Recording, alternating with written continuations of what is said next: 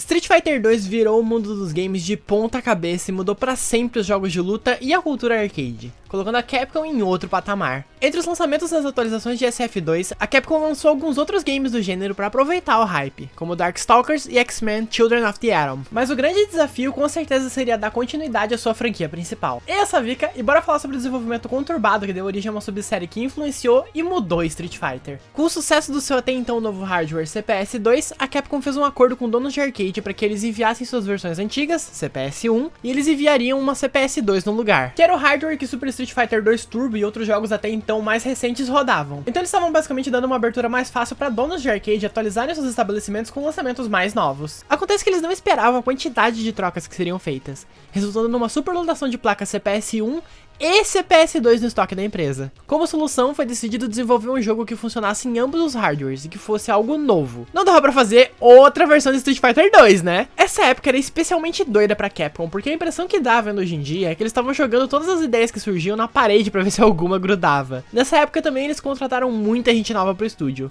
incluindo um artista chamado Naoto Kuroshima, mais conhecido pelo seu nome artístico, Bengos. Igual eu falei do Ackman no meu vídeo de Street Fighter 2, se você é fã da Capcom, especialmente dos jogos de luta, você já ouviu esse nome. Um dos primeiros trampos do Bengos na Capcom foi desenhar ilustrações dos personagens do Street Fighter 1 para uma revista, e essas artes chamaram a atenção de Seiji Okada, um dos programadores-chefe de Street Fighter 2. Ele mostrou isso pro Noritaka Funamizu, planner de Super Turbo, e sugeriu a ideia de trazer de volta personagens do Street Fighter 1 nesse estilo de arte, dando origem ao projeto que foi chamado de Street Fighter Classic, que mudou para Street Fighter Legends até chegar no nome final, Street Fighter Zero. Liderando o projeto estavam os já citados Okada e Funamizu no papel de planners, que é o que seria equivalente a diretores ou designers do jogo. Os dois já eram veteranos da Capcom a essa altura do campeonato, mas o resto todo da equipe era composto quase inteiramente de funcionários novos com pouca ou nenhuma experiência em fighting games, e esse jogo seria o teste da capacidade e talento deles. Já avisei que vai dar merda isso. Entre esses funcionários novos estava um jovem que era ninguém menos que Hideaki Itsuno. Eu já falei do Itsuno-san 1 milhão de vezes aqui no canal, afinal ele é o cara que basicamente salvou Devil May Cry e se tornou o guardião da franquia desde então. A forma que o Itsuno entrou na equipe foi a mais esculhambada e maravilhosa possível. Todos os dias ele ia pro escritório da Capcom mais cedo, antes do horário de começar a trabalhar, pra jogar The King of Fighters 94. Eu não tô zoando. O próprio Itsuno falou isso numa entrevista pra Polygon. Funamizu percebeu isso, viu que ele gostava de fighting games e convidou ele pra ser o terceiro planner / designer / diretor do jogo, e ele agarrou a oportunidade. O Itsuno fala nessa mesma entrevista que o Funamizu era bem severo durante o desenvolvimento, frequentemente insultando o seu talento e capacidade, e que ele usou isso como aprendizado, principalmente se tratando das mecânicas de combate, de saber que cada movimento tem que ter um propósito e utilidade dentro da luta. E pelo visto ele aprendeu bem, já que os jogos que ele comanda sempre tem um combate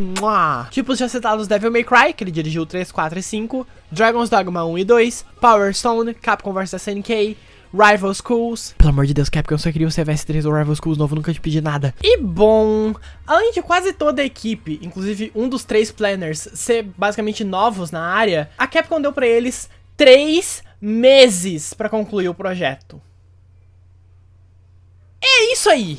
Eles tinham 3 meses e uma equipe quase completamente inexperiente pra fazer a tão esperada sequência de uma das maiores franquias do momento, enquanto aprendiam a mexer nesse hardware novo e dar um jeito de fazer o hardware antigo tancar o jogo também. Que pariu. O lado positivo dessa salada toda era que rodando tanto na CPS-1 quanto na CPS-2 significava que o jogo poderia ser portado tanto para Super Nintendo quanto para PlayStation, alcançando um mercado bem maior. O Okada nem ia ser um dos planners, mas ele precisava estar lá pro jogo ser entregue. Ele estava literalmente trabalhando em dobro. Ao mesmo tempo que Zero era desenvolvido, ele também estava trabalhando em Aliens vs Predator, que é um dos meus jogos favoritos da Capcom e um dos melhores beat'em ups já feitos. Eu tenho boas memórias de jogar ele no fliperama. O desenvolvimento atrasou, é óbvio, e no fim das contas levou cerca de 6 meses para ser concluído. O dobro do esperado, mas ainda assim insano. É um tempo muito curto. E foi nesse caos de desenvolvimento que surgiu um dos jogos mais influentes da franquia.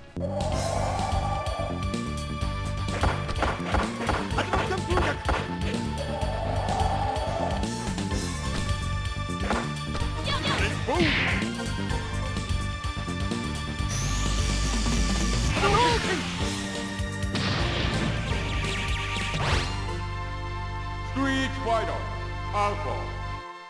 Em junho de 1995, cerca de um ano e meio depois de Super Turbo, foi lançado Street Fighter Zero. A Capcom dos Estados Unidos achou que o nome Zero tinha uma conotação negativa, e já que a história estava voltando pro início, ele foi renomeado para Street Fighter Alpha, Warrior's Dreams. O que sinceramente eu acho que faz até mais sentido, já que apesar do nome Zero, ele não se passa antes do 1, e sim antes do 2. Lá vamos nós com o raio da cronologia maluca de Street Fighter. Logo de cara, esse jogo tem claramente uma vibe diferente, com os personagens tendo um visual muito mais inspirado em anime, já que esse é o estilo do Bengos, que embarcou no projeto como diretor de arte. Pro design dos personagens, ele claramente pegou inspiração no filme. Não esse filme! Street Fighter 2 The Animated Movie, que eu citei no meu vídeo de SF2 que teria grande influência na franquia, lembra? O visual de alguns personagens, especialmente do Sagat e do Bison, são diretamente tirados desse filme. No stage do Ryu tem até um pôster do filme numa lojinha, isso é um detalhe muito da hora. Esse estilo mais animesco passou a ser meio que o padrão que Street Fighter segue até hoje. Mesmo com os jogos mais recentes sendo totalmente em 3D, ainda dá pra notar a influência desse estilo na direção de arte. Na parte visual, a única coisa que eu tenho pra reclamar é que os stages são meio simples demais. Dá pra ver claramente que a equipe não teve tempo pra trabalhar o quanto precisava neles. Se tratando de gameplay, a jogabilidade em si foi simplificada, segundo o Funamizu naquela mesma entrevista com o Itsuno pra Polygon, pra nivelar melhor o nível entre jogadores experientes e novatos. E isso fica bem claro. É claramente muito mais fácil de combar golpes simples e o jogo apresenta uma variedade de novas opções defensivas, como a possibilidade de se defender no ar, rolar no chão depois de ser derrubado, e principalmente uma mecânica nova chamada Alpha Counter. Se você estiver sendo macetado de porrada enquanto defende, apertando baixo mais um soco ou chute vai fazer o personagem parar o ataque do inimigo e counterar ele pra afastar o oponente ao custo de uma barra do seu medidor de super, que nesse jogo são 3 no total, abrindo a possibilidade de usar ataques especiais e alpha counters com mais frequência durante as lutas. Os especiais, inclusive, agora tem 3 níveis diferentes, dependendo da quantidade de botões que você apertar junto com um input. Por exemplo, o Super do Ryu, que é 2 movimentos de Hadouken mais soco. Se você apertar 2 socos ao mesmo tempo, é o nível 2. 3 socos é o nível 3. Com os níveis causando mais dano ao custo de mais barras do medidor. A jogabilidade desse jogo é um chuchuzinho.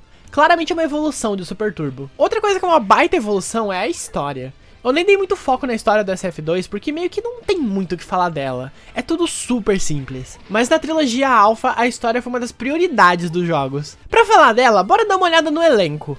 Ryu e Ken estão de volta. Logo depois de vencer Sagat no torneio em Street Fighter 1, Ryu tá vagando pelo mundo em busca de oponentes fortes, e Ken, tendo sido campeão de um torneio nos Estados Unidos, tá em busca de Ryu pros dois testarem suas habilidades um contra o outro. Chun-Li aparece com um visual novo, que eu sou apaixonada! Essa roupa é bem diferente da clássica, mas ela é linda demais. Ela, como no jogo anterior, trabalha pra Interpol e tá em busca do paradeiro do seu pai, o que a coloca no rastro de M. Bison e da Shadaloo. Bird, de Street Fighter 1, retorna com um visual atualizado e... sim...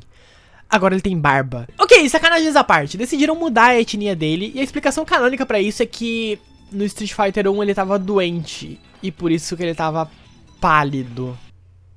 Na história ele tá basicamente em busca da Shadaloo pra entrar pra galera do Bison. O Sagat tá muito pistola com a derrota pro Ryu no torneio, que deixou uma cicatriz gigantesca no seu peito ao perder o controle durante a luta. Adam, pupilo de Sagat no Street Fighter 1, quer passar a perna no seu mestre e se tornar o novo imperador do Muay Thai. Eu detesto o Adam e a voz esganiçada dele. Entre os novatos temos Charlie Nash, o comandante, mestre e amigo do Guile. Vocês lembram que no Street Fighter 2 o Guile tá atrás do Bison porque ele matou o parça dele?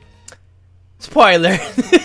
Ele obviamente tem um estilo de luta parecido com o do Guile e se tornou um personagem muito querido pelos fãs. Eu adoro o visual dele e acho muito legal o detalhe dele lançar o Sonic Boom com uma mão só, enquanto o Guile usa 2. Passa bem a ideia de que ele realmente é o mestre do Guile e domina a técnica melhor do que o seu discípulo. Rose, uma cartomante da Itália que usa poderes misteriosos chamados de Soul Power para prever o futuro e tem uma estranha ligação com o Psycho Power do Bison. Ai, lá vamos nós. A história do jogo dá a entender que o Soul Power é a antítese do Psycho Power, com alguns quadrinhos e mangás adicionais sugerindo que a parte boa da alma do Bison tá presa na Rose. O problema de eu puxar quadrinhos e mangás pra acrescentar na história é que eles são canon quando a Capcom quer. Às vezes é, às vezes não existe um padrão pra definir, ó, isso aqui é canônico, isso aqui não é. É a moda caralho totalmente. Enfim, a Rose tem um estilo de luta muito legal. Ela tá usando o seu cachecol. E adivinha só? Ela é claramente inspirada na Lisa Lisa de JoJo's Bizarre Adventure, cumprindo a nossa cota de uma JoJo Reference por vídeo meu que sempre tem que ter. E bom, vocês lembram do meu vídeo de Street Fighter 2, quando eu citei que os caminhos de Street Fighter e Final Fight iriam se cruzar no futuro? Guy, um dos heróis do primeiro Final Fight, é um dos personagens jogáveis. O ninja urbano, especialista no estilo Bushinryu Ninjutsu, é um personagem bem rápido e com um estilo de luta bem agressivo. Na história, ele tá atrás dos membros remanescentes da gangue Mad Gear, os vilões de Final Fight que aterrorizaram a cidade de Metro City. E falando neles, Sodom, um dos chefes do Final Fight, tá em busca de reorganizar a gangue e tomar conta da cidade.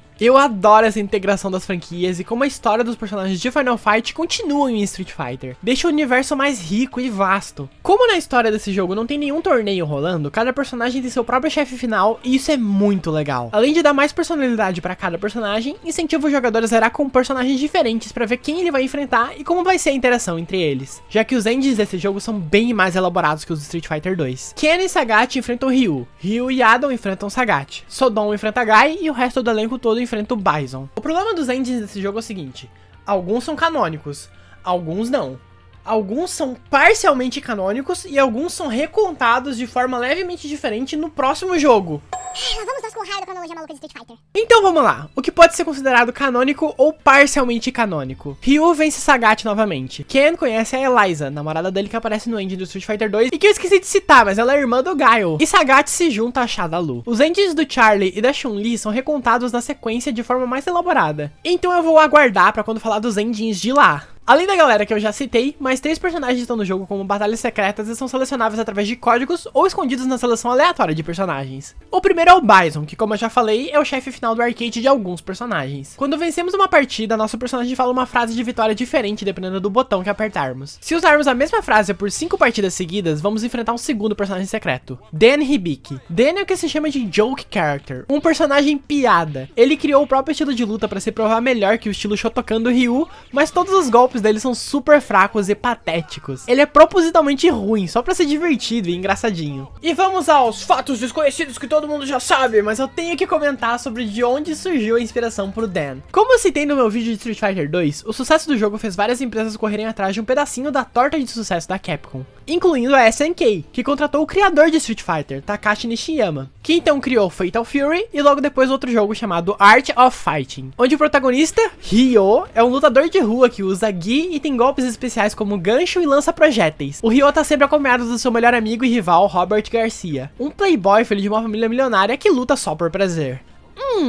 Engraçado, eu já vi isso em algum lugar. O Dan é basicamente a Capcom tirando um sarro dessa semelhança, já que ele usa um Gi como o Ryu e o Ryo, lança o entre aspas Hadouken com uma mão só que nem o Ryo, e tem o cabelo igualzinho do Robert. E é bom deixar claro aqui que essa rivalidade entre as empresas sempre foi levado super na esportiva desde aquela época. Não à toa que eventualmente rolou Capcom vs SNK e SNK vs Capcom. As empresas sempre se deram super bem, os fãs é que se matam sem motivo, como sempre. O Dan caiu nas graças dos fãs e é provavelmente o joke character mais querido de todos os games. No próximo jogo é revelado que o pai do Dan foi morto pelo Sagat, deixando ele cego de um olho durante a luta. E por último, o terceiro personagem secreto. Ah não, de novo não. Ah, e o bicho solto tá de volta e ainda mais canalha do que no Super Turbo. Pra quem não lembra, Akuma é o irmão e assassino do mestre de Ryu e Ken. Ele foi corrompido por uma energia negativa chamada Satsui no Hadou, e vaga o mundo em busca de oponentes dignos da sua sede de sangue. O jogo também tem um, entre aspas, modo secreto, que pode ser jogado inserido um código na tela de seleção de personagens. Esse modo se chama Dramatic Battle. Nele, 2 jogadores controlando Ryu e Ken enfrentam Bison ao mesmo tempo, recriando a batalha final do filme. Não esse! Toca até a mesma música tema. Isso é uma referência muito legal. Street Fighter Alpha fez bastante sucesso quando lançou. Óbvio que não chegou nem perto de fazer o que SF2 fez, mas aí é pedir demais também, né? Nenhum jogo de luta nunca mais vai fazer tanto sucesso assim. Mas foi o segundo jogo mais popular nos arcades daquele ano, ficando atrás só de Virtua Fighter 2. Aproveitando esse sucesso, a Capcom obviamente deu o tratamento SF2 pro Alpha e lançou uma atualização, que seria lançado como uma sequência.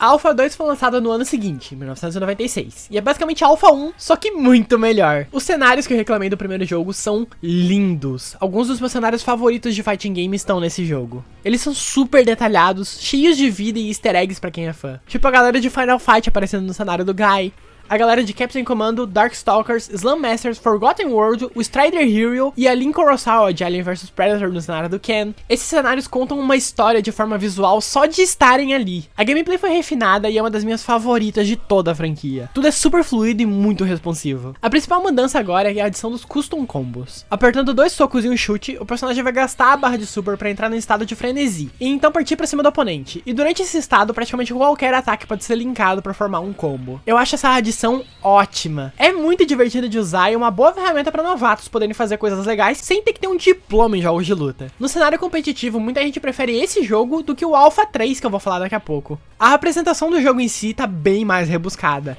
Os retratos dos personagens, música, tudo é muito lindo. Se tratando de elenco, todos os 13 personagens do primeiro estão de volta, com Akuma, Bison e Dan tendo seus slots de personagem próprios. 5 personagens novos foram adicionados. Dhalsim e Zangief eu já falei sobre no Street Fighter 2. Gen, de Street Fighter 1. Ele é um assassino chinês que foi diagnosticado com leucemia, então decide partir pelo mundo em busca de um lutador forte o suficiente para que ele possa ser morto em combate, uma forma que ele julga ser digna de partir. Ele é inspirado no Pai Mei, personagem recorrente no cinema de artes marciais de Hong Kong dos anos 70 e 80, como Carrascos de Shaolin e o Clã do Lotus Branco. Mas muita gente deve conhecer o personagem por um dos meus filmes favoritos de todos os tempos, Kill Bill. E o estilo de luta é uma referência, adivinha só, Hokuto no Ken, conhecido aqui no ocidente como Fist of the North Star, que foi uma das principais inspirações pro Hirohiko Araki criar JoJo's Bizarre Adventure, fazendo isso ser uma JoJo reference por tabela. Rolento, um dos vilões de Final Fight e ex-membro da Mad Gear. Ele é obcecado na ideia de criar um exército pessoal para comandar uma nação própria. E por último, mas não menos importante, o maior acerto da subsérie Alpha, Sakura Kusagano, uma jovem que passou a idolatrar o Ryu depois de ver ele lutar. Ela aprendeu por conta própria a imitar o estilo Shotokan e parte pelo mundo em busca do Ryu com o objetivo de ser treinada pelo mesmo. A personalidade super divertida e pra cima da Sakura fez ela rapidamente cair nas graças dos fãs, se tornando uma das personagens mais populares de toda a franquia. E uma das minhas favoritas também. A história recebeu ainda mais destaque nesse jogo, porque além das boss fights específicas para cada personagem,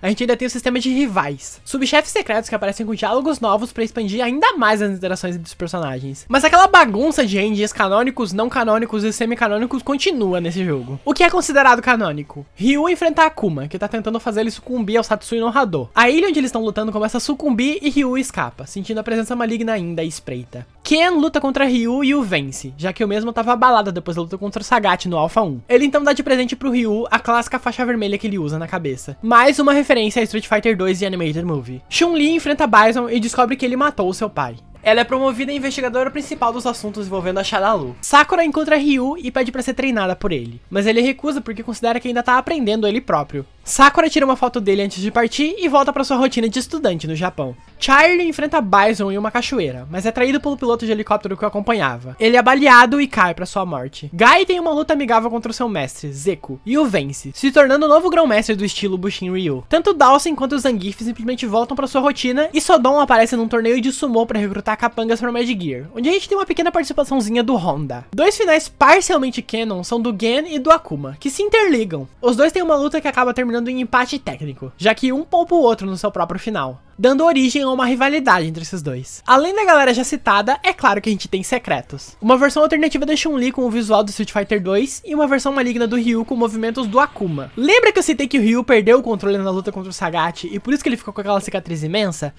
Pois é, o Ryu também tem dentro dele o Satsui no Hado, a mesma energia negativa que corrompeu o Akuma. A propósito, tem um negócio que eu quero deixar bem claro aqui. O filme animado Street Fighter Alpha Generations e a série Street Fighter Assassin's Fist deixam subentendido que o Akuma possa ser pai do Ryu, mas nenhum dos dois é canônico. Eu já vi youtubers gigantescos falando disso com toda a convicção do mundo, pagando de especialista, mas não é canônico. Para com essa porra! Parem de espalhar essa baboseira, pelo amor de Deus! Além disso, temos uma boss fight secreta contra Shin Akuma, uma versão do personagem que foi completamente tomada pelo Satsui no Hado, deixando ele ainda mais tunado. Como se a versão normal não fosse difícil o suficiente nesse caralho, né? O jogo recebeu uma versão atualizada na coletânea Street Fighter Collection para Saturn e PlayStation, chamada Alpha 2 Gold, que adiciona a Kemi com o seu visual de X-Men vs Street Fighter, e esse é facilmente o meu visual favorito da personagem. Essa versão também permite jogar com personagens usando movimentos mais alinhados com o que era era no Super Turbo. E isso vai ter uma influência no próximo jogo, já falo melhor sobre isso. Alpha 2 é claramente uma evolução do que foi feito durante o desenvolvimento caótico do primeiro jogo. E não é à toa que ele ofuscou bastante o mesmo. É um jogo muito amado, com muita gente considerando ele o melhor jogo da franquia até hoje. Mas a Capcom não estava pronta para encerrar a franquia Alpha ainda.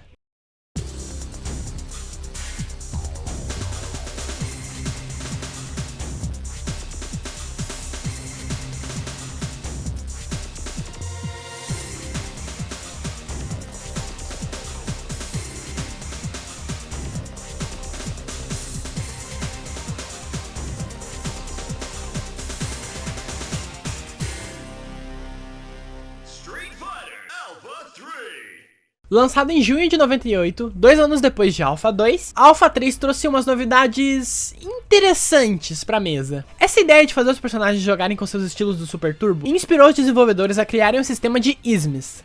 Lá vamos nós. Cada personagem tem 3 estilos de jogo diferentes pra selecionarmos: A-ismo, X-ismo e V-ismo. A-ismo é o padrão da série Alpha, defesa no ar, Alpha Counter, 3 barras de Super. X-ismo é o estilo Super Turbo, sem defesa no ar, sem Alpha Counter, só uma barra de Super, mas os golpes normais causam mais dano. E V-ismo é basicamente a mesma coisa que o A-ismo, mas ao invés dos supers a gente usa a barra pra fazer os custom combos. Os ismos também influenciam no medidor novo, o Guard Meter, que é basicamente uma representação visual do quanto de porrada você aguenta até ser stunado igual nos outros jogos. Eu não gostei muito disso, não. Eu acho esse sistema desnecessariamente complexo para poucas mudanças que ele oferece. No fim das contas, ele é até de certa forma limitador, já que eles dividiram supers e custom combos em estilos diferentes. É uma ideia interessante para trazer diversidade para gameplay, mas que na minha opinião foi meio mal executada. Uma mecânica super parecida com essa, mas que na minha opinião funciona bem melhor, é o Groove System de Capcom vs SNK 2. Nesse jogo sim, cada estilo traz uma diversidade e muda consideravelmente a forma de se jogar. O principal problema é que o V-ismo na mão de um jogador bom basicamente quebra o jogo. É super fácil de fazer combos infinitos e isso afunda a parte competitiva do jogo, com os torneios geralmente limitando os jogadores a usarem só A-ismo. Enfim, ideia boa, execução mais ou menos. Em questão de apresentação, o jogo segue o padrão de qualidade excelente do Alpha 2. Tudo é lindo e super detalhado. Músicas boas, ilustrações bonitas, apresentação da hora, tudo é excelente. O elenco foi novamente expandido. Todos os personagens do Alpha 2 retornam e são acompanhados por 7 novos personagens. Vega, Blanca e Honda de Street Fighter 2 retornam. E os novatos são Code, o outro protagonista do primeiro Final Fight, que depois de vencer a gangue Mad Gear não conseguiu controlar o seu vício por lutas e acabou parando na cadeia, escapando durante os eventos do jogo. Eu acho bem legal o estilo de luta dele, podendo jogar pedras e até pegar uma faca no chão do cenário. Rainbow Mika é uma wrestler japonesa que é fã do Zangief. Ela viaja pelo mundo para criar um nome no esporte. Ela acaba conhecendo e derrotando outra personagem nova, Karin Kanzuki, herdeira de uma mega corporação chamada Kanzuki Zaibatsu. Ela fez a sua primeira aparição no mangá Sakura Gambaro, uma aventura solo da Sakura que a Capcom lançou para aproveitar a popularidade da personagem. Karin é introduzida nesse mangá como a rival da Sakura, e no jogo tá em busca de uma revanche após ter sido derrotada. Ela é derrotada pela Mika e decide patrocinar a lutadora.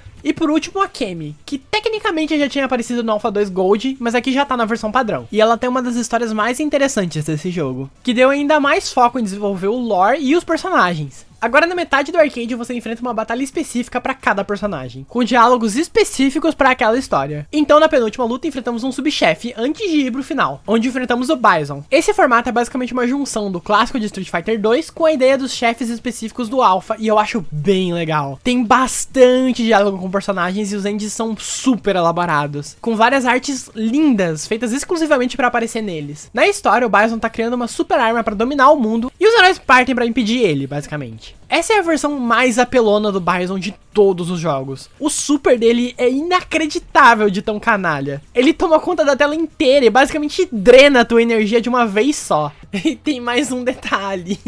Se você perder pro Bison, é game over. Tem que começar tudo de novo. E bom, como o Bison é o único boss final, o canon do jogo meio que foi pro caralho de vez, já que em todos os finais de qualquer personagem o corpo dele é destruído. Até o Charlie, que morreu tanto no Alpha 1 quanto no Alpha 2, tá de volta e no ending dele ele vence o Bison. Isso obviamente não é canônico, né? Ele não voltou tipo um zumbi pra se vingar.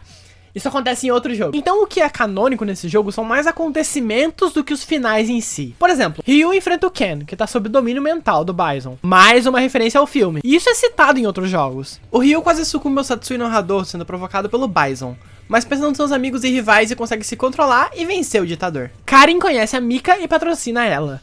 Zangief e Honda se tornam amigos. Dan, Blanca e Sakura formam uma equipe e ficam parças. Tudo isso volta em outros jogos. A história que eu acho a mais interessante e que vale a pena contar com detalhes é da Cammy, já que a essa altura do campeonato na história, ela ainda é uma assassina da Shadaloo. Abaixa esse braço, Cammy, abaixa esse braço! Bison envia ela pra coletar dados de batalha de Dhalsim. Durante a luta, ela começa a ter dores de cabeça e o Dhalsim comenta que a Shadaloo controla a mente das pessoas. Ela vai embora e deixa o mestre da yoga pra trás. Então é atacada por Vega, que foi enviado por Bison pra se livrar dela. Vega provoca a Cammy, chamando ela de rato de laboratório e falando que o Bison não precisa mais dela. Nos quadrinhos da Udon Comics, esse encontro é o que gera cicatrizes no rosto da Cammy. Ela vence o ninja espanhol e segue em busca de respostas. Ela encontra o Bison, que diz que ela se tornou consciente e que por isso é inútil pra ele. Então o esquadrão da Shadaloo, as Dolls, aparecem, e a Cammy é atacada por Juni e Julie numa Dramatic Battle invertida, onde temos que enfrentar as duas ao mesmo tempo. Com as Dolls derrotadas, Bison revela que a Cammy na verdade é um clone feito com material genético dele, para ser usada como um corpo substituto caso dele seja destruído. Ela consegue salvar as Dolls antes que a base da Shadaloo seja destruída, e então parte sem destino em busca de respostas sobre o seu passado. A história da Cammy é muito interessante, e é muito legal ver a personagem crescer a partir dessa premissa nos próximos jogos. 3 personagens meio secretos se juntam a essa turma toda. Balrog, ele aparece como subchefe para alguns personagens, e as já citadas Dolls, Juni e Julie. Na versão de PlayStation, os 3 ganharam slots próprios de personagem e suas próprias histórias. E mais 6 personagens novos foram acrescentados: Evil Ryu, Shin Akuma e, retornando do Street Fighter 2, Fei Long, Guile, DJ e T-Hawk, que tem uma história bem interessante também. Ele vai atrás da Shadaloo porque a organização sequestrou pessoas da tribo dele, incluindo uma garota chamada Julia, que a gente descobre ser a Julie que a Cammy enfrenta. Em 2002 foi lançada uma versão para Game Boy Advance do jogo chamada Alpha 3 Upper, que é bastante impressionante tecnicamente falando. Essa versão adiciona mais 3 personagens e serviu de base para mais uma nova versão que foi lançada em 2006 para PSP, chamada de Alpha 3 Max ou Street Fighter 03 Double Upper no Japão, que aproveitou sprites de Capcom vs SNK 2 para adicionar os mesmos 3 personagens e mais um. São eles Eagle de Street Fighter 1, Yun de Street Fighter 3, mesmo não fazendo nenhum sentido ele aparecer aí, já que na cronologia ele teria tipo uns 8 anos de idade. Ingrid, que foi originalmente criada para o jogo cancelado Capcom Fighting All Stars, mas eventualmente deu as caras em CVS 2 e Capcom Fighting Jam. E por último, mas não menos importante, outra das minhas personagens favoritas da Capcom, Maki, de Final Fight 2, que também luta Bushin Ryu Ninjutsu assim como o Guy. O meu sonho é a Capcom trazer a Maki de volta em alguma coisa, de preferência Street Fighter, mas eu acho que só eu lembro que ela existe. Alpha 3 Max é a versão definitiva de Alpha 3. Além desse tanto de personagem, essa versão tem uma cacetada de modos extras. Tipo, olha a tela de seleção de modos. Meu Deus. Vamos por partes. World Tour. Esse modo já estava disponível na versão de PlayStation e é bem legal. Escolhemos um personagem e partimos pelo mapa mundi enfrentando lutas com modificadores. Tipo, o inimigo dá mais dano, só sofrer dano com combo, enfrentar 2 inimigos de uma vez e etc. Subimos o nível do nosso personagem e vamos desbloqueando modificadores para customizar o nosso estilo de jogo. Por exemplo, dar mais dano, gastar menos medidor de super. Esse modo é bem legal e é bem robusto, principalmente se tratando pra época. Survival Mode autoexplicativo. Lutar o quanto conseguir sobreviver. Variable Battle é bem interessante. Escolhemos 2 personagens e podemos ir trocando durante a luta no melhor estilo Marvel vs Capcom. Edit Mode é pra editar o personagem com upgrades do World Tour. Dramatic Battle é o retorno do modo extra que o povo gostou tanto do Alpha 1. Training Mode é autoexplicativo, é o modo treino. Entry Mode é pra salvar os personagens editados. R Dramatic Battle é 2 contra 1 no estilo da batalha contra Juni e Julie. Free Battle é autoexplicativo, só batalha rápida. Versus 100 Comitê é um desafio pra vencer 100 lutas. E Final Battle enfrentamos direto o Bison na batalha final. Alpha 3 Max é abarrotado, recheado de conteúdo. É incrível, é maravilhoso. Essa versão de PSP só tem um probleminha. Ela é uma versão de PSP. O que significa que a única forma de enfrentar outro jogador humano é tendo 2 PSPs, 2 Street Fighter Alpha 3 Max e 2 pessoas estarem praticamente sentadas uma do lado da outra, porque a conexão do PSP é uma bosta. Essa versão nunca foi relançada para nenhum console ou PC e isso é um desperdício inacreditável. Segregar a melhor versão do jogo ao PSP é uma tristeza. Em 2006 também saiu para PS2 uma coletânea chamada Street Fighter Alpha Anthology, que traz as versões padrão da trilogia Alpha, Alpha 2 Gold e Pocket Fighter. Além de um segredo, completando todos os 3 Alpha, um jogo secreto chamado Hyper Street Fighter Alpha fica disponível. Esse jogo tem só versus ou treino, e segue o conceito do Hyper Street Fighter 2, onde o jogador pode escolher versões de jogos diferentes dos personagens e ainda adiciona ismos diferentes. Não. Eu não vou perder muito tempo nisso. Tem um ismo com parry estilo Street Fighter 3, spoiler. Um ismo que transforma o personagem num joke character tipo Dan.